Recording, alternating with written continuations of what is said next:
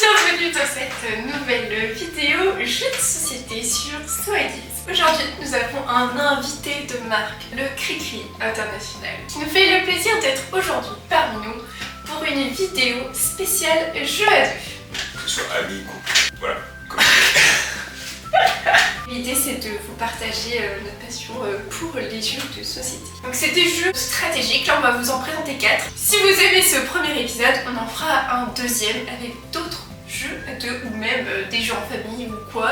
Il n'y a pas de souci, vous nous dites ce que vous préférez. Et alors je suis intéressée de savoir votre top 3 des jeux de société à deux. N'hésitez pas à le mettre en commentaire. Ah oui, et puis si vous n'êtes pas abonné, bah simplement le faire là, parce que sinon vous allez louper toutes les vidéos de jeux de société, ce serait bien dommage. Ouais, faites pas les rats, s'il vous plaît. En plus, Cricri il est là, donc faut le soutenir, faut s'abonner pour qu'il revienne, hein. Ouais, c'est bon, j'en ai. Donc ce qu'on va faire, c'est pour pas spoiler, on va présenter un à un, mais on va pas vous dire dès le départ les jeux qu'on va vous présenter. Vous allez découvrir au fur et à mesure. On commence par celui-là. Ouais, mon préféré. Donc on a découvert ce jeu en Australie, quand on travaille chez une famille australienne. On jouait avec les enfants. Je vous avoue au début, pas forcément les règles en anglais. Ils nous avaient balancé le jeu en mode ah ouais c'est facile, les enfants ils y jouent, ils nous expliquent pas les règles. Ils nous disent vous allez comprendre en jouant. Et en fait on comprenait rien parce qu'en plus ils trichaient du coup, on comprenait pas les règles quand tu triches. Et en plus il fallait faire genre on n'avait pas vu qu'ils trichaient pour les laisser gagner. Donc ce jeu c'est Monopoly Deal. À deux ça marche très bien, on peut jouer même à plus. Hein. Je crois que c'est jusqu'à... Et puis il est défoncé jusqu'à 5 joueurs. C'est la preuve qu'on y a joué pas mal. Hein.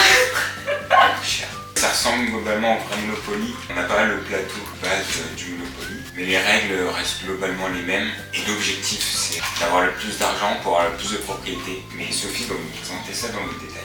En fait, dans ce jeu, il n'y a pas les billets, mais il y a des cartes argent. Et on a les cartes propriétés, comme Cricri disait. On retrouve aussi les cartes mythiques, genre anniversaire. Vu qu'on ne tombe pas sur les cases des gens, là ça va être plutôt des cartes loyers qui vont nous permettre de payer et de pouvoir gagner de l'argent. Et pour twister un peu la chose, nous avons des cartes qui nous permettent de voler les propriétés des autres. Ça c'est pratique.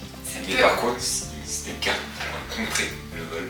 Ah ouais. C'est très rare. Just say no. Et puis on a des cartes aussi un peu genre joker. Voilà. Ça remplace n'importe quelle propriété du jeu. Et donc le but du jeu c'est d'être le premier à avoir 3 ensembles de propriétés complètes.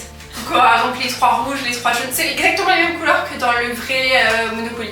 Dès qu'on a les 3, on gagne. Et on a aussi les maisons, des hôtels, ça ressemble vraiment au jeu du plateau, mais avec des cartes qui rendent encore plus dynamique le jeu et plus rapide, parce que une partie de mon vrai Monopoly c'est des heures et des heures et des heures et des heures. Au début du jeu on va avoir 5 cartes chacun et à chaque tour on va piocher 2 cartes. Tu as 3 actions possibles, donc soit tu mets de la réserve d'argent, donc tu peux même mettre des cartes d'action pour te servir d'argent, genre par exemple celle-là j'en veux pas mais je m'en sers comme argent, donc là elle vaut 4...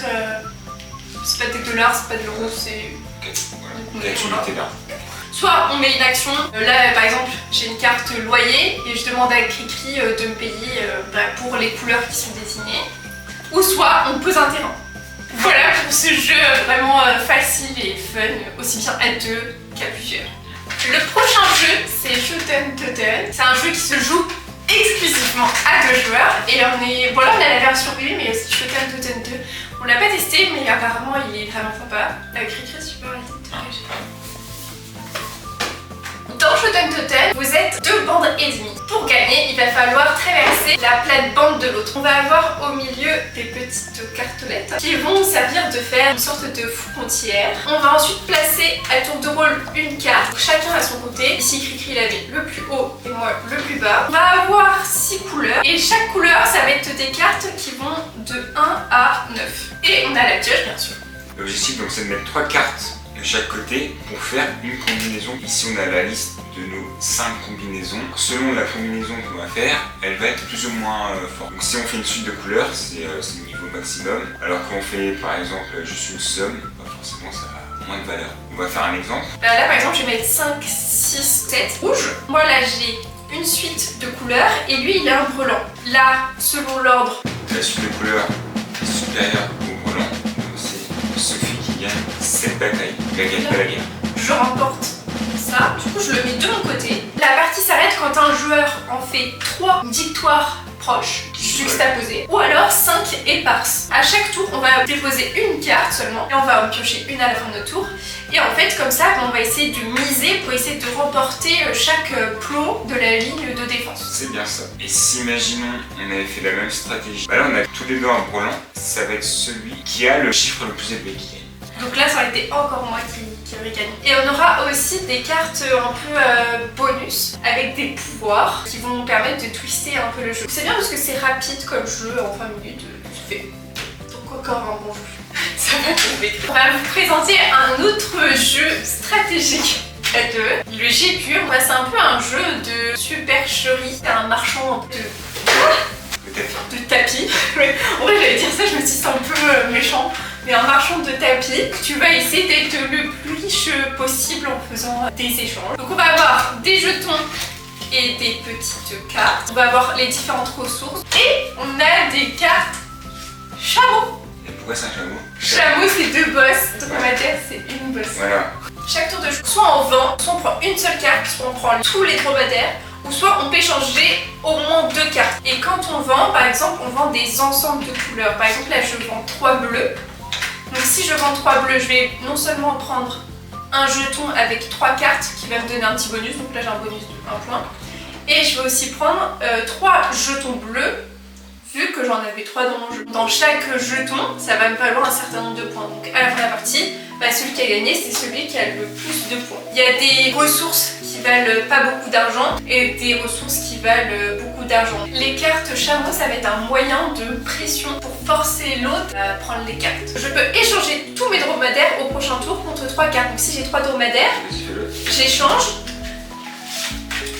J'ai mis tous là, hop. Donc je récupère mes 3 cartes. Je récupère tous les dromadaires.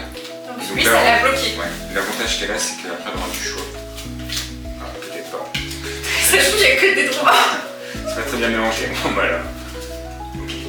La partie suit son cours à chaque fois, comme ça on achète, on vend et on essaye d'embêter l'autre avec les dromadaires. C'est celui qui gagne 2 fois. Il y a 2 fois que ça joue en 3 manches, ça joue 4. 4-2, ouais, c'est un jeu effectivement à 2. Et alors vraiment sympa, il faut vachement réfléchir et il faut vraiment regarder le jeu de l'autre pour pouvoir le piéger. Ouais. Et après vous pouvez anticiper, à force vous savez le nombre de cartes qu'il y a pour telle couleur. Donc vous savez si ça sert à quelque chose de garder cette carte dans le jeu. Essayez l'adopter. Splendor Duel. Donc là c'est la version du Splendor pour 2 joueurs. On a un petit tableau. On va disposer toutes les couleurs. Ce qui est différent de l'autre version, c'est qu'on a 3 façons de gagner. Mais j'ai l'impression que nous, on n'utilise qu'une seule façon de gagner à chaque fois. Il faudrait qu'on essaye les autres en fait. On dispose de manière aléatoire. Et on a le petit pochon après pour ranger nos petits jetons. Pour gagner la partie, soit il faut qu'on récolte 20 points. Donc c'est la somme de tous ces points sur ces cartes, y compris ceux-là.